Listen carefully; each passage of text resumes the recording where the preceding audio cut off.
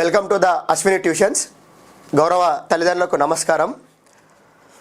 విద్యారంగంలో మాకు 14 సంవత్సరాల అనుభవం ఉంది. ఆ అనుభవంతో కొన్ని చిన్న చిన్న విషయాలు మీతో చెప్పాలనుకొని వచ్చాను. అంటే చూడ్డానికి చిన్న విషయాల్లాగే కనిపిస్తాయి, కానీ అవి చాలా ప్రభావితం చేస్తాయి. అంటే మీ పిల్లల ఎడ్యుకేషన్ కానీ అదర్వైజ్ కొంత ఎడ్యుకేషన్ సిస్టమ్ని కానీ. సో నార్మల్గా నేను ఈ పోస్టర్ డిజైన్ చేసినప్పుడు చాలా ఎంతుసియాజంతో డిజైన్ చేసిన అండి. అయితే చాలామంది పేరెంట్స్ చూసినప్పుడు ఏంటంటే కేవలం పోస్టర్గానే చూశారు.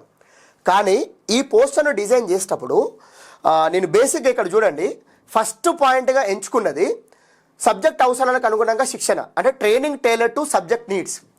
సో నేను ఈ టాపిక్ను అంటే ఫస్ట్ ఎందుకు పెట్టానంటే, ట్యూషన్కి వచ్చే పిల్లలు డిఫరెంట్ స్కూల్స్ నుంచి వస్తారు మరియు డిఫరెంట్ సబ్జెక్ట్ డౌట్స్తో వస్తారండి. అంటే ప్రతి స్కూల్లో వేరు వేరు టీచర్లు వేరు వేరు సబ్జెక్టులు బోధించడం వల్ల, అంటే టీచ్ చేయడం వల్ల అందరి పిల్లలకు ఒకే సబ్జెక్టులో ఒకే రకమైన డౌట్స్ ఉండేయండి. కొంతమంది పిల్లలకు మ్యాథ్స్లో డౌట్స్ ఉంటాయి, కొంతమంది పిల్లలకు సైన్స్లో డౌట్స్ ఉంటాయి, కొంతమంది పిల్లలకు సోషల్ డౌట్స్ ఉంటాయి. ఆ సైన్స్లో కూడా చాలామంది పిల్లలకు, కొంతమందికి ఫిజిక్స్లో డౌట్ ఉంటే, కొంతమంది కెమిస్ట్రీలో డౌట్స్ ఉంటే, కొంతమంది పిల్లలు కంపల్సరీ మేము డాక్టర్ కావాలనే ఉద్దేశంతో బయాలజీ మీద కాన్సన్ట్రేషన్ పెట్టి చదివే వాళ్ళు, ఇప్పటి నుంచి నీట్కి ప్రిపేర్ అయ్యే వాళ్ళు కూడా ఉంటారండి. సో అందుకని నేను ఏం చేశానంటే, training tailor to subject needs, అంటే ఏ పిల్లవానికైతే ఏ సబ్జెక్ట్ అవసరమో, ఆ పిల్లవాని లక్ష్యం అయితే ఏ సబ్జెక్టుకు అనుకూలంగా ఉంటుందో ఆ సబ్జెక్టు మీద ఫోకస్ చేసి ఆ పిల్లవాళ్ళని ఇంప్రూవ్ చేద్దామనే ఉద్దేశంతో నేను దీన్ని ఫస్ట్ టాపిక్గా ఎంచుకోవడం జరిగింది. ఆ తర్వాత మనకు చూడండి, అంటే నేను చాలా గమనించానండి. ఇప్పుడు అంటే పోయిన విద్యా సంవత్సరానికి సంబంధించిన అన్ని అడ్మిషన్లు, అంటే అన్ని రిక్రూట్మెంట్ టెస్టుల యొక్క అడ్మిషన్స్ అన్ని third phase and spot admissions కూడా అయిపోయినాయి. మళ్ళీ కొత్త రిక్రూట్మెంట్స్ వస్తున్నాయండి. అందరు పేరెంట్స్ నాకు ఫోన్ చేసి ఒకటే మాట, సార్ మా పిల్లవానికి ఐఐటీ జేఈలో సీట్ వస్తుంది అనుకున్నాను, అడ్వాన్స్లో సీట్ వస్తుంది అనుకున్నాను, మెయిన్స్లో వస్తుంది అనుకున్నాను, లేకపోతే నీట్లో వస్తుంది అనుకున్నాను, రాలేదు, ఇప్పుడు ఏం చేయాలి? కానీ మీరేం చేశారో ఎప్పుడు ఒక్కసారైనా ఆలోచించుకోరా?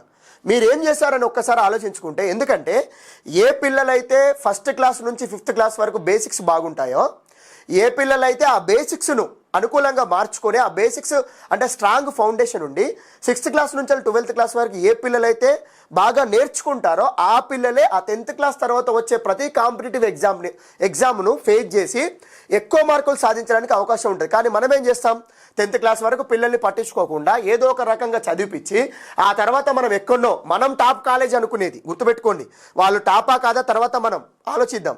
మనం టాప్ కాలేజ్ అనుకునే దాంట్లో ఆ పిల్లలను మనం చదివిపించి మన కోరికలను తీర్చడానికి వాళ్ళని మెషినరీగా మనం ఉపయోగిస్తున్నామండి. ఇది కరెక్ట్ కాదు. ఎందుకు కాదంటే, చాలామంది పిల్లల్ని గమనించినప్పుడు, అంటే నేను సివిల్ సర్వీసెస్ వాళ్ళకు కూడా, అంటే దేశంలో అత్యున్నత స్థాయి పోటీ పరీక్ష, సో ఆ పిల్లల్ని కూడా గమనించినప్పుడు చాలామందికి బేసిక్స్ లేకపోవడాన్ని నేను క్యాప్చర్ చేసినాను.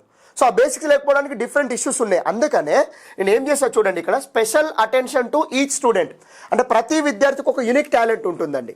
ఆ యూనిక్ టాలెంట్ని కనుక మనం రికగ్నైజ్ చేసి వాళ్ళని ప్రోత్సహిస్తే, ఫర్ ఎగ్జాంపుల్ చూడండి, సో మనకు ఏది ఉమెన్ క్రికెట్లో, సో ఆమె కప్పు సాధించగానే అందరు క్రికెట్ సైడు, లేదు చెస్లో ఒకరు ఛాంపియన్ కాగానే అందరు అటు సైడు, ఒక సింగర్ ఫేమస్ కాగానే మళ్ళీ అందరు అటు సైడు, అగ్రికల్చర్ ఫేమస్ అనగానే అందరు అటు సైడు. సో ఇట్లా కాదండి, అసలు మన పిల్లవాళ్ళలో ఏ యూనిక్ టాలెంట్ ఉందో ఆ యూనిక్ టాలెంట్ కనుక మనం రికగ్నైజ్ చేసి ఆ రంగంలో కనుక మన పిల్లలు టాప్ పొజిషన్కి పోయేటట్టు కనుక మనం ప్రోత్సహిస్తే ఏ రంగంలోనైనా మీ పిల్లలు మిరాకిల్స్ క్రియేట్ చేయగలరు. అంటే అదంతా పూర్తిగా మన బాధ్యతనే. సో చూడండి, ఇది లాస్ట్ కానీ not least, making them ready for the competitive exams. అంటే నేను ఇది లాస్ట్ పెట్టిన అనుకోని చాలామంది ఏమనుకుంటారు, ఇది లీస్ట్ థింగ్ అనుకుంటారు. కాదండి, మన పిల్లల జీవితాలను, మన తరాలను మార్చే, మన తలరాతలను మార్చే అంశం అది. అంటే ఎవరైతే పిల్లలు, అంటే ఎవరైతే మేము చదువుకోకుండా మేము కష్టపడ్డా మా పిల్లలు ఈ స్థాయికి పోవాలనుకుంటున్నారో, కానీ వాళ్ళని ఆ స్థాయి విధంగా మీరు ప్రోత్సహించాలి. అందుకనే నేను ఇదంతా పెట్టినప్పటికీ కూడా చాలామంది కొంతవరకు ఏదో నార్మల్ బ్యానర్ లాగా చదివి తీసుకున్నారండి. కానీ మేము బేసిక్స్ మీద ఎంత కాన్సన్ట్రేషన్ పెట్టినామో 1-2 ఎగ్జాంపుల్స్ ద్వారా మీకు ఎక్స్ప్లెయిన్ చేస్తా చూడండి. ఇప్పుడు ఫర్ ఎగ్జాంపుల్ ఒక చిన్న ఎగ్జాంపుల్, చిన్న సబ్స్ట్రాక్షన్ గుర్తుపెట్టుకోండి. నేను 1000 నుంచి ఇది మా ట్యూషన్ పిల్లల మీద, ఎట్ ది సేమ్ టైం చాలా మంది పిల్లల మీద నేను ఒక 6 స్కూళ్ళలో పనిచేసి ఉన్నానండి. ఇంటర్నేషనల్ స్కూల్ నుంచి డిఫరెంట్ స్కూళ్ళలో పనిచేసి ఉన్నానండి. సో 6 స్కూళ్ళలో పనిచేసినప్పుడు అక్కడ కూడా టెస్ట్ చేసిన, కానీ 90% of the students fail to answer. 90% of the student fail to answer. మీరు కూడా మీ పిల్లల మీద, పేరెంట్స్ చూసినట్టయితే మీ పిల్లల మీద ట్రై చేయండి. మీ పిల్లలు ఏం చెప్తారో ఆన్సర్ కామెంట్ రూపంలో పెట్టండి. ఒకవేళ మేము సోషల్ మీడియాలో ఈ వీడియో కనుక పోస్ట్ చేస్తే. చూడండి, ఇప్పుడు 2ను సబ్స్ట్రాక్ట్ ఫస్ట్ నేను అడిగే క్వశ్చన్స్ అడుగుతున్నా, యాజ్ టీజ్గా మీ పిల్లల్ని అడగండి. నా ఫస్ట్ క్వశ్చన్ పిల్లల్ని అడిగేటప్పుడు నా ఫస్ట్ క్వశ్చన్ ఏంటంటే, ఇప్పుడు మనము ఈ 2ను ఇక్కడే ఎందుకు రాసుకున్నాము, అంటే ఈ ప్లేస్లోనే ఎందుకు రాసుకున్నాము? Again 90% students fail to answer. So ఎందుకు రాసుకున్నామంటే, సార్ ఇక్కడ 1s, ఇది 10s, ఇది 100s, ఇది 1000s. సో అంటే ఏ ప్లేస్ వాల్యూ కింద ఆ ప్లేస్ వాల్యూను మనం రాసుకుంటేనే అప్పుడు సబ్స్ట్రాక్షన్ కానీ అడిషన్ కానీ పాసిబుల్ అవుతుంది, ఆపరేషన్ సక్సెస్ అవుతుందని చెప్పారు. ఆపరేషన్ అంటే ఇక్కడ డాక్టర్ చేసే ఆపరేషన్ కాదండి, పిల్లలు చేసే అడిషన్ కానీ సబ్స్ట్రాక్షన్ అనే ఆపరేషన్. సో అట్లా మాత్రమే పాసిబుల్ అవుతుంది. ఎక్కడ రాసుకున్నా అది ఓకేనా, సక్సెస్ కాదు. ఓకే రైట్, ఇక్కడ రైట్ ఆన్సర్ వచ్చేసింది. తర్వాత చాలామంది పిల్లలు ఏం చేస్తారంటే, నేను చూసానండి, ఇక్కడ నుంచి బారో తెస్తారు కొంతమంది, అక్కడ ఎటువంటి వాల్యూ లేదు, అయినా కొంతమంది పిల్లలు వాళ్ళ టీచర్ ఏదో చెప్తుంది ఇక్కడ నుంచి బారో తెస్తాడండి, డైరెక్ట్ ఆన్సర్ రాసేస్తాడు. ఇక ఆ పిల్లవాడికి నచ్చిన ఆన్సర్ రాసిస్తాడు. తర్వాత ఇంకొంతమంది పిల్లలు ఏం చేస్తారు, ఇక 0 కాబట్టి మళ్ళీ ఇక్కడ నుంచి వెళ్ళి తెస్తాడండి. ఆ పిల్లలు గుర్తుండక ముందు ఇంకొక 0 ఉంటే తేవచ్చు అని చెప్పి ఇక్కడికి తెస్తారు. ఇంకొంతమంది పిల్లలు ఏం చేస్తారు, డైరెక్ట్ ఈ 1 నుంచి వెళ్ళి ఆ మధ్యలో వదిలిపెట్టి ఇక్కడికి 10 బారో తెస్తారండి, ఇక్కడికి 10 బారో తెస్తారు. సో ఎవరైతే పిల్లలు గుర్తుపెట్టుకోండి, ఎవరైతే పిల్లలు కొంచెం ప్రొయాక్టివ్గా ఉండి నేర్చుకుంటారో, ఆ ప్రొయాక్టివ్గా ఉండి నేర్చుకునే పిల్లలు వచ్చేసి వాళ్ళు ఏం చేస్తారు, ఇక్కడ నుండి ఇక్కడికి 10 బారో, ఇక్కడ నుండి ఇక్కడికి 10 బారో, ఇక్కడ నుంచి ఇక్కడికి 10 బారో. సో ఈ విధంగా వాళ్ళు తెస్తారండి. అప్పుడు అక్కడితో ఇంకా అయిపోలేదండి, ఆన్సర్ అయిపోలేదు. నేను అప్పుడు ఆ పిల్లల్ని మళ్ళీ అడుగుతా, సో ఇక్కడ యాక్చువల్లీ 1 ఉంది కదా, అంటే ఇక్కడ నుంచి వచ్చింది 1 కదా, ఆ 1 బారోగా రావడంతో 10గా ఎట్లా మారింది, ఆ 1 బారోగా రావడంతో 10గా ఎట్లా మారింది? మళ్ళీ ఇక్కడ నుంచి ఒక బారో ఇక్కడికి పోయింది, ఇది 10 అయింది, కానీ ఇక్కడ ఆన్సర్ ఇక్కడ 9 ఉంటుందండి. మళ్ళీ ఇక్కడ నుంచి 1 బారో పోయిందండి, సో ఇక్కడ కూడా 9 ఉంటుందండి, ఇక్కడ 10గా మారుతుంది. మరి ఒకే బారోకు అంటే ఒక నెంబర్ బారోగా పోతే, అంటే ఒక ప్లేస్ నుంచి ఇంకో ప్లేస్కు ఒక నెంబర్ బారోగా పోతే 10గా ఎట్లా మారుతుంది? అది 10గా మారబట్టే కదా మనకు సబ్స్ట్రాక్షన్ పాసిబుల్ అవుతుంది, కానీ అంటే తీసివేత సాధ్యమవుతుంది. మరి 10గా ఎట్లాగా మారుతుంది అంటే, 10గా ఎట్లాగా మారుతుంది అంటే గుర్తుపెట్టుకోండి, ఆ 10 ప్లేస్ వాల్యూ మీరు కూడా ఆలోచించండి ఒకసారి. చిన్న విషయం ఇది, కానీ చాలా అంటే సబ్జెక్ట్ అర్థం చేసుకోవడానికి, అంటే ఈవెన్ మనకు 2nd క్లాస్లో 3rd క్లాస్లోనే ఉంటుంది. అంటే మన టీచర్లు సరిగా చెప్పకనో, మన పిల్లలు సరిగా వినకనో, లేకపోతే మన పిల్లలకు సరిగా అర్థం కాకనో ఎన్నో కారణాలు ఉండొచ్చు. కానీ 10గా ఎందుకు మారుతుంది అంటే చూడండి, సింపుల్, మనకు place values 1s, 10s, 100, 1000, 10,000, 1 lakh, చూడండి 10 lakhs. సో మీరు జాగ్రత్తగా గమనిస్తే ఒక్కొక్క ప్లేస్ వాల్యూకి తేడా చూడండి. 1 into 10 10, 10 into 10 100, 100 into 10 1000, 1000 into 10 10,000, 10,000 into 10 1 lakh, 1 lakh into 10 10 lakh, 10 lakh into 10 1 crore. అంటే ప్రతి ప్లేస్ వాల్యూకు చూడండి డిఫరెన్స్ ఎంత, టెన్స్.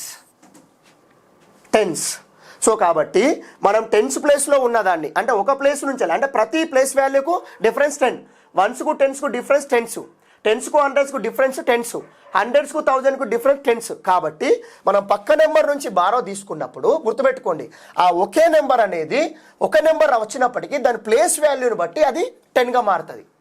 ఆ ముందున్న ప్లేస్ వాల్యూకి వాటి మధ్యలో డిఫరెన్స్ 10 కాబట్టి 10గా మారుతుంది. ఇక్కడ నుంచి ఒక నెంబర్ మళ్ళీ ఈ ప్లేస్కి వస్తుంది, అందుకే డైరెక్ట్ తీసుకోరాదు. చాలామంది పిల్లలు ఓకేనా, so they fail to answer this. మీరు ట్రై చేసి చూడండి. సో ఇట్లా ఒక 10 వచ్చిన తర్వాత 10 - 2 8 అండి, సారీ. తర్వాత ఇక్కడ 9, ఇక్కడ ఏముంది కాబట్టి 0, 9 - 0 9, ఇక్కడ 0, 9 - 0 9. ఇక్కడ కూడా కొంతమంది పిల్లలు కన్ఫ్యూజ్ అవుతానండి, ఇది చిన్న కన్ఫ్యూజన్. ఇప్పుడు కూడా నా క్వశ్చనింగ్ అయిపోదండి, ఇప్పుడు కూడా మళ్ళీ పిల్లల్ని అడుగుతా. ఇప్పుడు 998కు 2 యాడ్ చేస్తే ఆన్సర్ ఎంత అంట. ఇక్కడ కూడా చాలామంది పిల్లలు ఆన్సర్ చెప్పడంలో ఫెయిల్ అవుతారు. 998కు 2 కలిపితే మళ్ళీ 1000, మళ్ళీ అక్కడితో నా క్వశ్చనింగ్ మళ్ళీ అయిపోదు. మళ్ళీ ఏమని అడుగుతా, సో ఈ ఓకేనా 1000 నుంచి 998 సబ్స్ట్రాక్ట్ చేస్తే ఆన్సర్ ఎంత అని అడుగుతా. ఆన్సర్ ఎంత అండి, 2. సో ఇట్లా డిఫరెంట్ వేస్లలో ట్రై చేయడం వల్ల పిల్లల్లో ఒక తెలియని ఎంతుసియాజం పెరిగి, అంటే ఒకే సబ్స్ట్రాక్షన్ నుంచి అడిషన్ నుంచి మళ్ళీ ఇంకొక సబ్స్ట్రాక్షన్ చేయడం వల్ల పిల్లలకి ఆ కరెక్షన్ మెథడ్ అనేది కూడా వస్తుందండి. అంటే ఈ స్టైల్లో మేము టీచింగ్ చేస్తాం అండ్ ప్రతి పిల్లవాడిని దగ్గర కూర్చున్నబెట్టి ఆ పిల్లవానికి అర్థమయ్యే వరకు 1-2 సార్లు ఎక్స్ప్లెయిన్ చేస్తామండి. సో ఈ ప్రాసెస్ అంతా వాస్తవంగా తల్లిదండ్రులకు చెప్పడం కొంత కష్టమైన అంశము.